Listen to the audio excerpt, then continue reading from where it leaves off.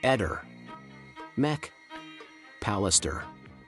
A pochi giorni dalla tanto attesa riesumazione del corpo di Liliana Resinovic e della nuova autopsia che chiarisca i tanti dubbi sulla strana morte della donna triestina, non smettono di far parlare tutti i fatti, dettagli e contorni che hanno scandito e caratterizzato l'alibi del marito della donna nel fatidico giorno del 14 dicembre 2021, giorno della scomparsa di Liliana.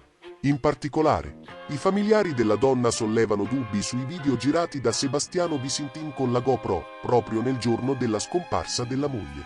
I familiari di Lilly chiedono infatti agli inquirenti una perizia tecnica sulla strumentazione usata dall'uomo per verificare se gli orari coincidono, poiché proprio qualcosa non torna in quegli orari. In particolare, alle 13:02 arriva a Villa Bonomo dopo essere passato per via Stocca alle 12:39. Eppure, il suo telefono agganciò la cella di via San Primo alle 12:47, un luogo decisamente incompatibile per posizione e distanza rispetto alle destinazioni appena citate ed incredibilmente limitrofo al Parco San Giovanni, via Cilino e piazzale Gioberti.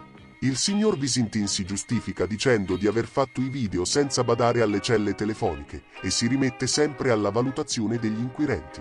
Il video successivo a quello che riguarda Villa Bonomo parte dalla strada Nuova Peropicina. Secondo gli orari riportati sulla GoPro, tra l'orario di arrivo a Villa Bonomo e quello di partenza lungo la strada Peropicina, il signor Visintin avrebbe impiegato 13 secondi, ma il percorso richiede 5 minuti, inoltre 2 video mancherebbero all'appello. Anche per questo l'uomo ha una giustificazione. Se un paesaggio mi piace lo lascio, se non mi piace lo cancello. Ehi, non dimenticare di iscriverti a questo canale.